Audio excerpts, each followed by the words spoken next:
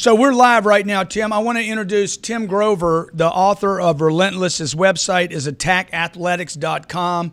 Relentless was about going from good to great to unstoppable, Tim, and I appreciate that you're offering your time at the 10X Growth Con, man. It's just, I know how busy you are. I know what you got going on, and I'm just honored that you took us up on it.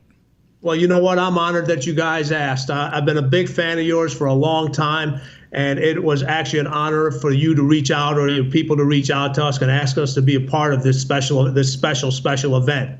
Well, so, look, man, I got some masterful experts coming in, but you're known as the preeminent authority on the science and art of physical and mental dominance. What does that exactly mean, Tim? Well, you know what is a lot of individuals, they're either physically in shape or they're mentally prepared. Very rarely do you see an individual who can conquer both. I'm not saying you have to be the athletic condition of a professional athlete, but there definitely is a connection between the two. So a lot of individuals, they put too much emphasis on one and not enough on the other, and that's the one thing you got to find a little bit of balance on, because if you're not physically ready, your mind suffers, and if you're not mentally ready, you physically suffer. So there's a combination of both a level that has to be achieved to reach that ultimate dominant force that you want to be. And Tim, so you know the audience that's going to be at this conference. Okay, I'm sure you've seen the speaker list.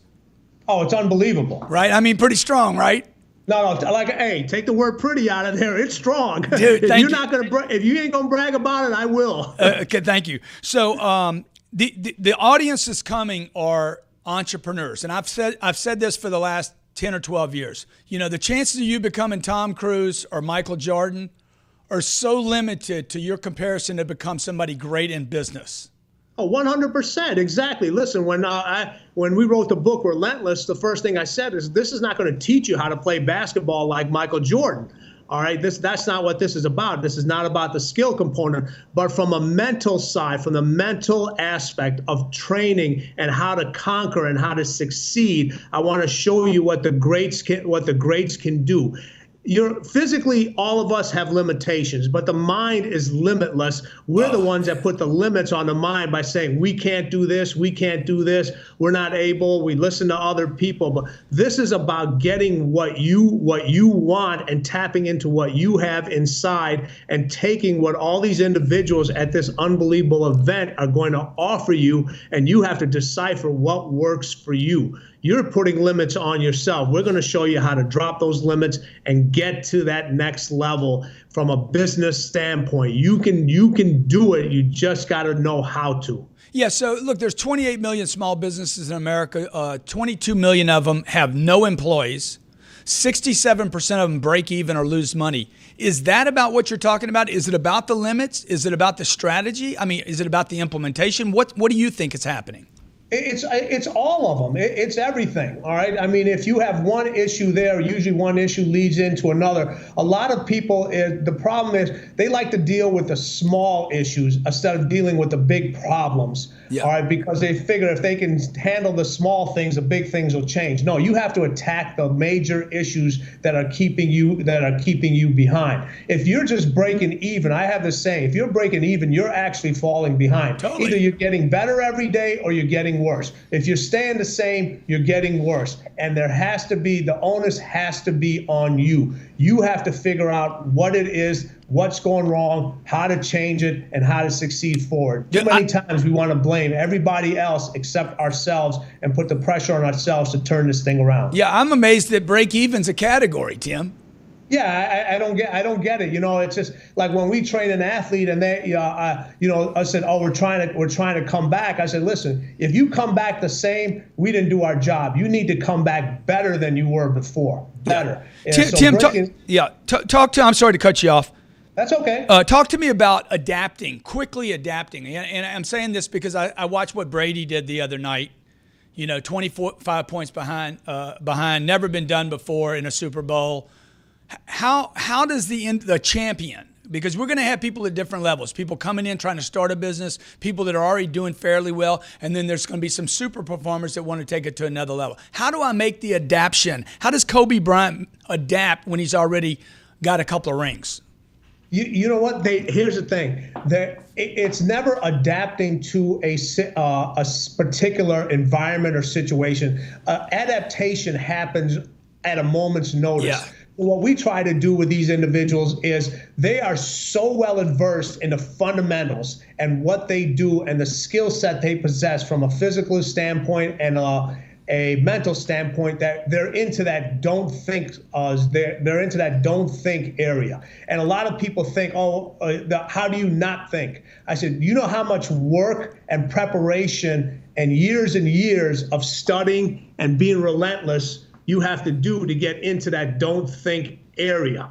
Okay. And what happens is a lot of people say, hey, they stop trusting themselves. They stop trusting their instincts. They stop trusting what they know is right because they're filled with all this information and they don't know how to process it. Or as you said, they don't know how to adapt. They don't know how to adapt to it.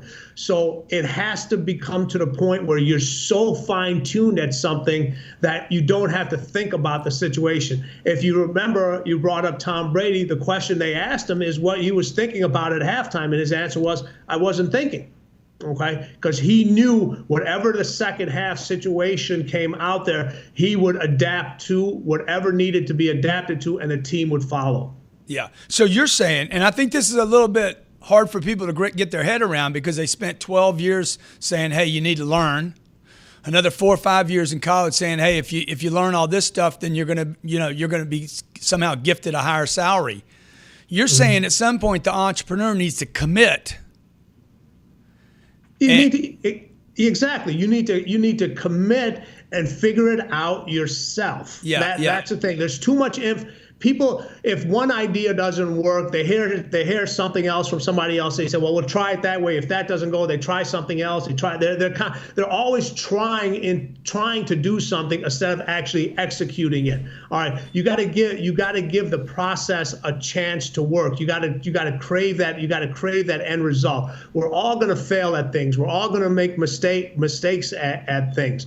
But if you can adapt to those things and stay on the path that works for you, okay, and a lot of things that work for one individual will not work for another individual. You know, we have all these great speakers that are coming to this event. Some individuals in your group are going to be, they're going to resonate with certain individuals, and they won't resonate with others. That doesn't make the message right or wrong. It just makes the message right for that person. Right. And then what I'm going to do, this is a little quirky thing that I'm going to do at the end of each presentation. I'm going to go up and do a Q&A so that we can start honing that message into one, so people walk away with understanding rather than misunderstandings.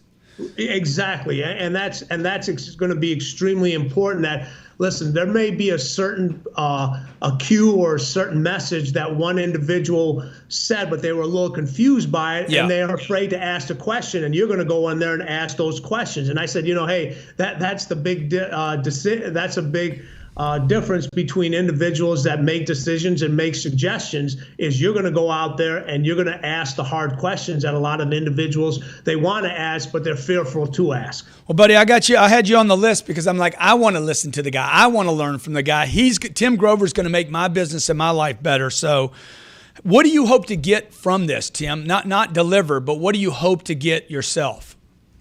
Oh, listen.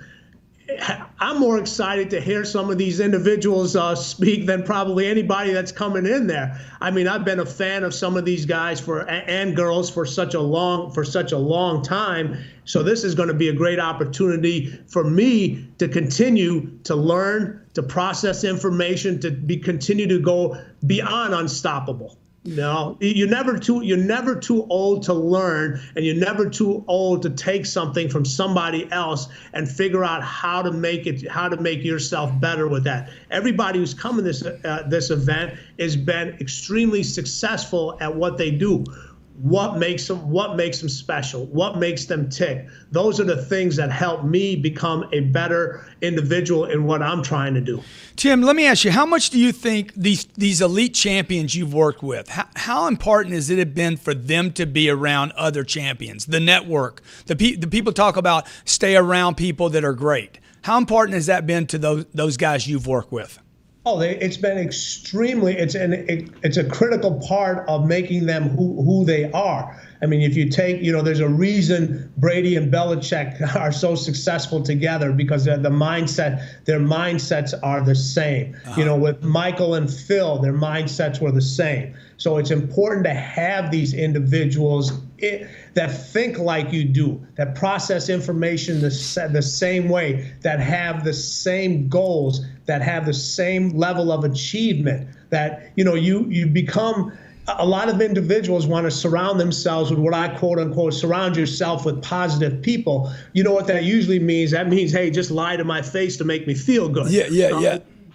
Because the people that are truly around you, that want you to be better, that want you to succeed at things, they're going to tell you the truth. They're going to tell you what you want, what you need to hear, not what you want to hear. And those, I always tell, those aren't your friends. Those are your allies. And we have too many friends, and we don't have enough allies. Man, I love that. I love that. And I always say, look, if you don't have new friends, you're probably not improving yourself. Exactly.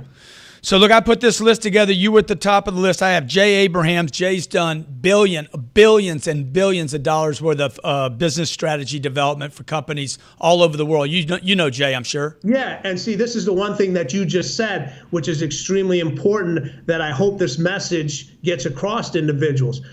Over and over again. It's not just doing it one time. It's the ability to do it over and over and over.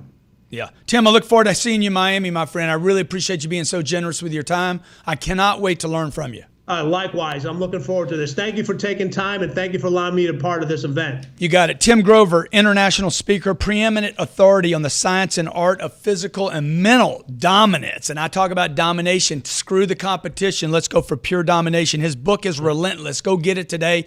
And you can see him in Miami with me 3 days, 17th to the 19th. Tim Grover, Grant Cardone, and 20 other of the greatest speakers on this planet. 40 sessions in total. Be there. Tim, I'll see you there. I will definitely be there. Thank you, man.